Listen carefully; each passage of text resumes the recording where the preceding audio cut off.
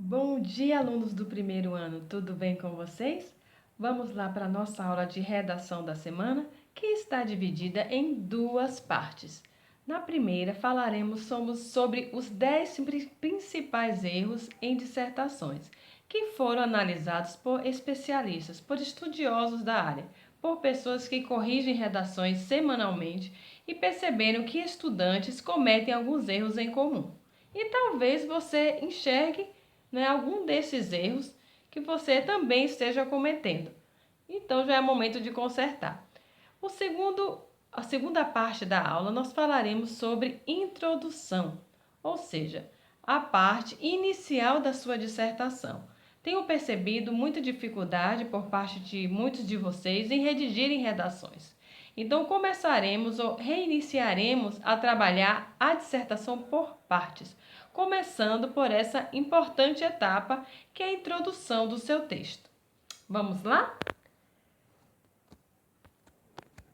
10 erros de dissertação, 10 erros de redação, mais cometidos pelos estudantes. O primeiro erro está relacionado à vírgula. Nós sabemos que as regras de uso da vírgula são muitas e que, dentre tantas normas gramaticais, muitas vezes não damos a devida atenção a elas. Mas agora que você já sabe que esse é um dos erros de redação mais cometidos, que tal dar mais atenção a este importante elemento da produção textual?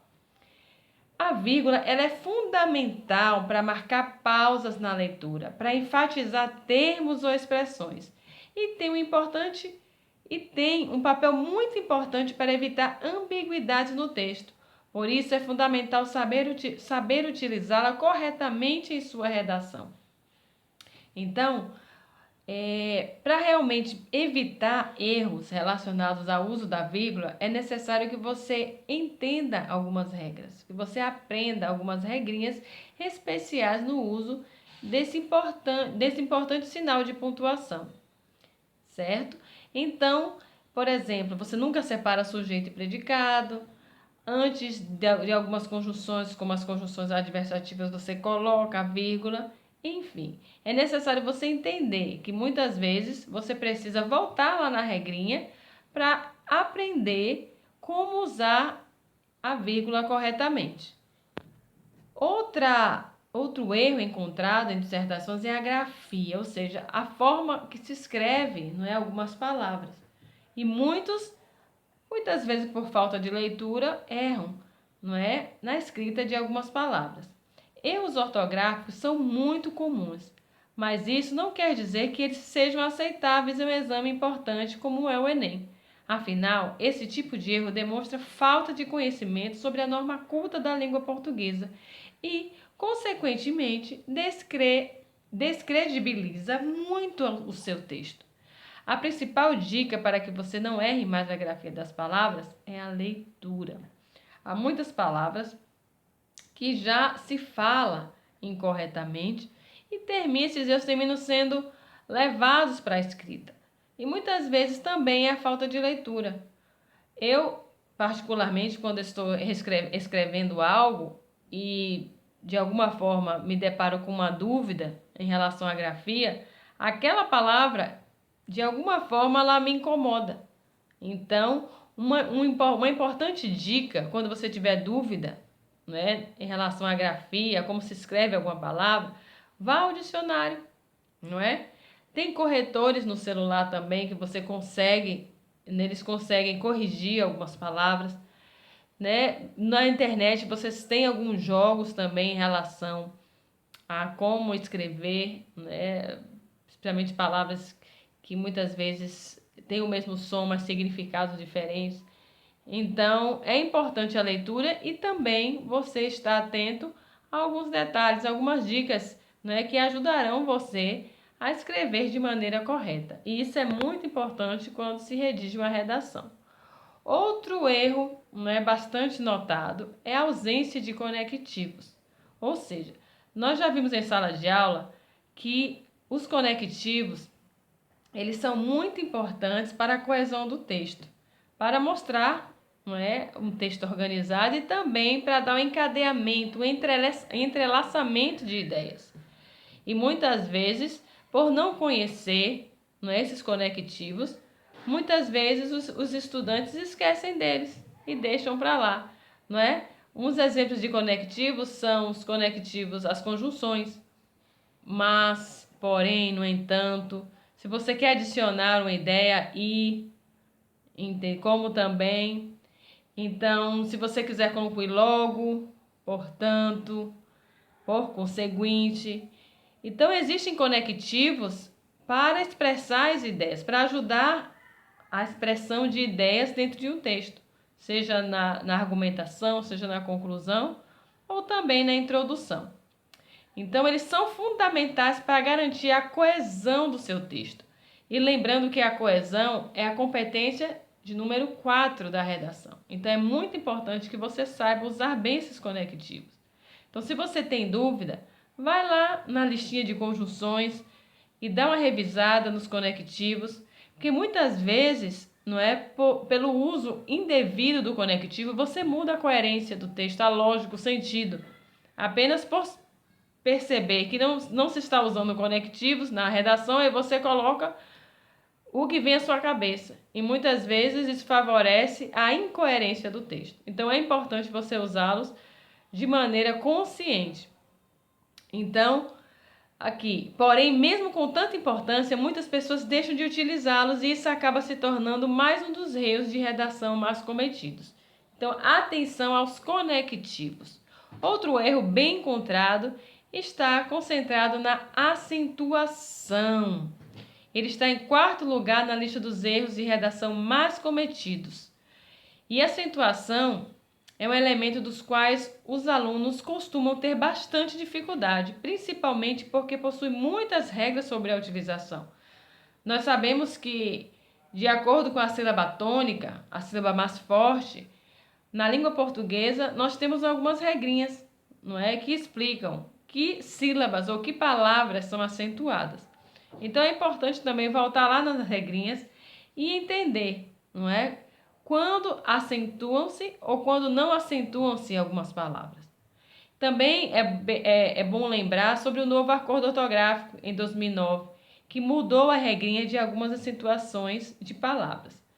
Então, é importante estar atento a este aspecto de tão grande importância. O 5º ponto é a falta de profundidade nos argumentos. Esse daqui pega, não é?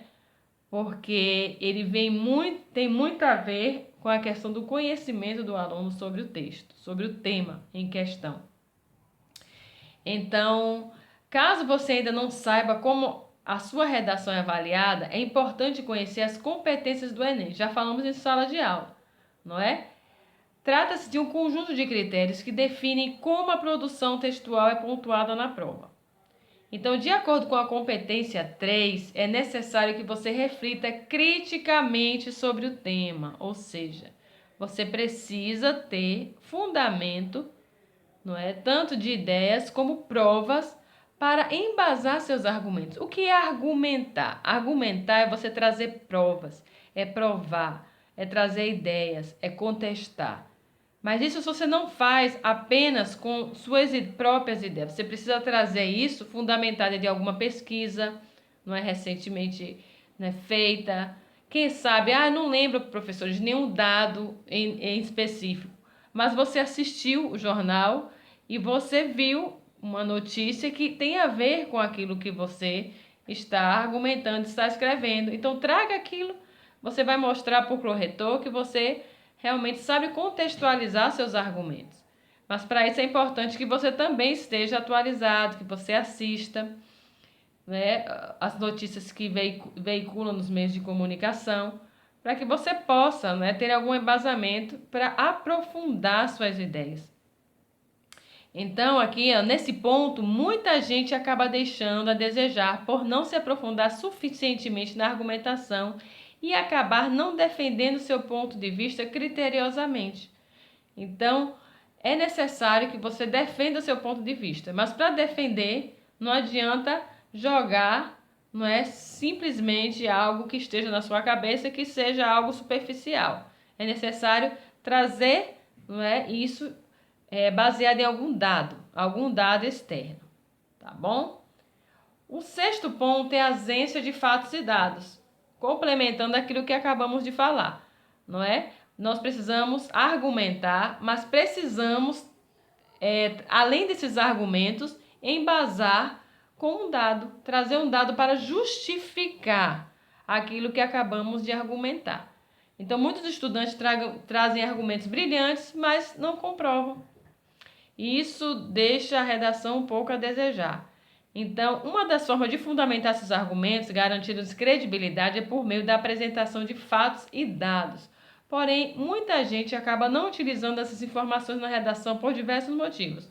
Porque não se lembram de dados pertinentes ou não sabem como inseri-los na redação, por exemplo. Então, é muito importante, quando você traz um argumento, você justifica através de um dado, não é? De acordo com recente pesquisa do IBGE, tantos por cento da população, né, apresentam deficiência em algum aspecto, entende?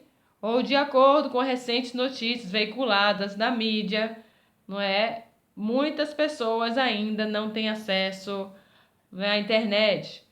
Então, se você não tiver algo específico, não é, de algum centro de pesquisa, você traz de alguma recente notícia. Mas para isso você precisa saber da notícia, né? Você precisa assistir, você precisa estar atento, antenado de tudo que acontece ao seu redor. Tá bom? Outro ponto importante é a repetição de conectivos, um erro bastante encontrado. Muitas vezes você usa os conectivos, mas não tem conhecimento de bastante conectivos. E você termina repetindo, por exemplo, porém, várias vezes. Ou mais, ou e, um conectivo de adição. E você não varia. Isso é um erro. Lembra que em terceiro lugar dos erros de redação mais cometidos estava a ausência de conectivos. Pois então, agora esses elementos aparecem mais uma vez em nossa lista por conta da repetição. Nesse ponto, a leitura também pode te ajudar e muito. Afinal, essa prática é uma forma de você aumentar seu vocabulário. Então, além da leitura, vá lá nas listas de conjunções, conjunções aditivas, conformativas, adversativas, conjunções, né, conclusivas, explicativas. Cada uma desses tipos de conjunção, eles têm uma lista de conjunções que você pode estar variando em seu texto dissertativo. Temos aqui também oitavo erro cometido por alunos, que é a proposta de intervenção sem indicação de modo ou meio. Na sua conclusão, é pedido que você dê uma proposta de intervenção. Mas não só conclua seu texto, não só lance que é necessário mudar isso e aquilo. Mas a gente precisa dizer quem é que vai fazer, não é? O que ele vai fazer, como ele vai fazer e para alcançar o quê? Então, muitos dizem que é necessário que o governo, que a família, que a escola, mas eles não falam como eles vão alcançar aquelas metas de mudança. Então, eles terminam deixando que o governo, né, implemente leis mais severas, mas não fala como ele vai implementar. Então, é necessário que o governo, através de leis mais severas e, né, investigação, ou com a ajuda da família. Então, por meio de, a gente precisa dizer como, qual é o caminho que o agente, né, que o governo, que a família, que a escola, qual é o caminho que ele vai percorrer para chegar àquela solução. Que, na verdade, não é obrigatória, mas o Enem, na verdade, os corretores, eles esperam que você intervenha, que você apresente um meio de solução.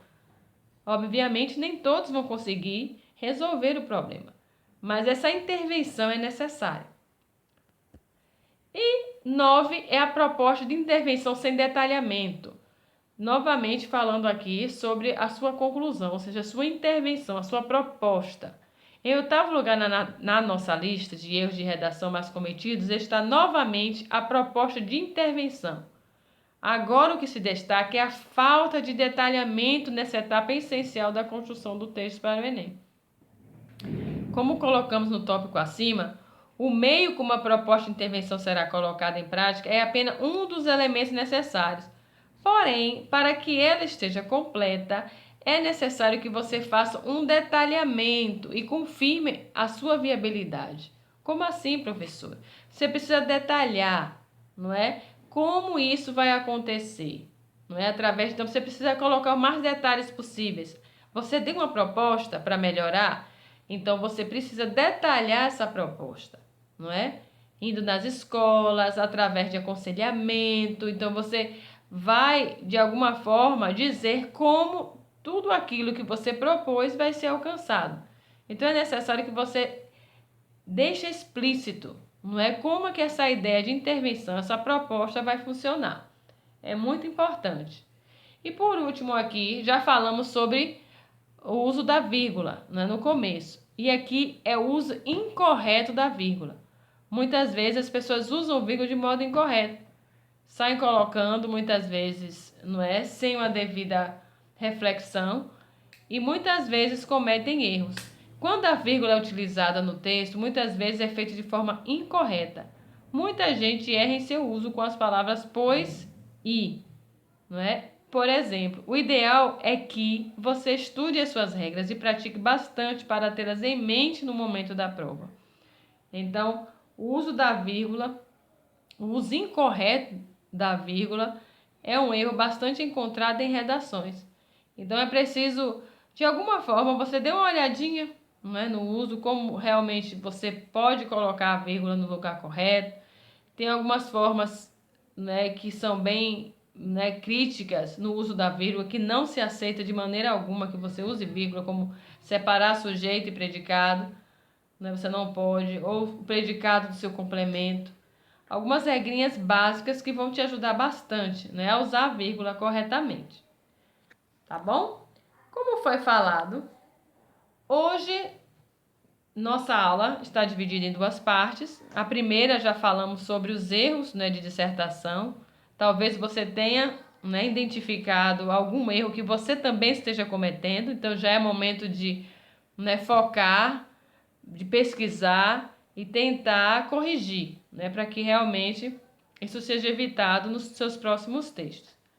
E a nossa próxima atividade será focada na introdução. Vamos formular a introdução. Começaremos por essa parte crucial, que não é a primeira impressão que o corretor vai ter do seu texto. Saiba que a partir da introdução, a pessoa que está lendo, ela vai decidir se vai ficar ou vai sair, se o seu texto vale a pena ser lido ou não. Então é importante, nesse primeiro momento, você já deixar claro o caminho a ser percorrido. Eu trouxe aqui só 4 importantes dicas para que você possa redigir uma boa introdução. O tema deve ser apresentado já na primeira frase. E é importante, na hora de colocar esse tema, que você não copie, né, da mesma forma que está lá na proposta de redação. Tenta mudar, tenta usar um sinônimo, tenta reescrever de uma forma que não repita da mesma forma que foi colocado na proposta de redação. Número 2. Não há meios de fazer rodeio já na primeira frase do primeiro parágrafo. Então, não é o momento de você detalhar, não é? De ser subjetivo. Você seja objetivo, não é? E já na primeira frase, você já deixa claro qual será o tema abordado no seu texto. Também é no primeiro parágrafo que está inserida a linha de raciocínio do autor. De suma importância, você não pode esquecer a sua tese. A tese é de suma importância a ser explícita logo na introdução. Professor, o que é a tese? É a sua linha de raciocínio, o seu ponto de vista. Nós vamos falar sobre o uso da internet durante o período de isolamento? Então, vocês precisam deixar claro quais são os desafios, por exemplo, né, a serem encontrados, né, entre os alunos que usam e que tentam fazer o estudo à distância ou aprender, né, à distância. Então, geralmente você pensa em 2 argumentos. Se fala em desafios, você precisa identificar no tema a palavra-chave. Está pedindo que você encontre quais são os desafios, quais são os problemas encontrados no uso, por exemplo, da internet durante o período de isolamento. Então, você vai pegar, dentre vários problemas que possam haver, você vai encontrar dois e já vai deixar claro. Só que você não vai detalhar, você só vai citar. Citar e logo após, no desenvolvimento, você vai desenvolver esses argumentos. E o objetivo é convencer o leitor. Lembre-se, nós estamos escrevendo para que a gente possa levar o leitor a ser convencido pelo seu ponto de vista, a acreditar que aquela linha realmente seria uma boa sugestão de melhora, que aquela linha de raciocínio realmente faz sentido. Então a gente precisa ler o nosso texto e perguntar, e nos perguntar, será que essa linha está convencendo alguém de algo? Então é muito importante focar nessa primeira parte da dissertação, que é a introdução. Varia de 7 a 10 linhas, eu não aconselho vocês passarem disso. Lá no eClass vocês têm uma atividade proposta, temos 2 questões. A primeira, vocês vão analisar uma introdução e identificar erros na introdução. E na segunda parte, vocês vão formular uma introdução no tema proposto, que é o uso da internet, um desafio encontrado principalmente por estudantes durante esse isolamento social. Nós sabemos que muitos estudantes, principalmente da rede pública de ensino, estão tendo muitas dificuldades em ter acesso à internet e por isso se torna inviável, esse processo que, por exemplo, é mais alcançável, dentre alunos da rede privada. Eu espero que vocês consigam, redigir. Façam isso de maneira reflexiva, não façam de qualquer forma. A intenção é que vocês melhorem, passo a passo, a produção textual. Obrigado pela atenção e tenham um bom dia de estudos. Tchau!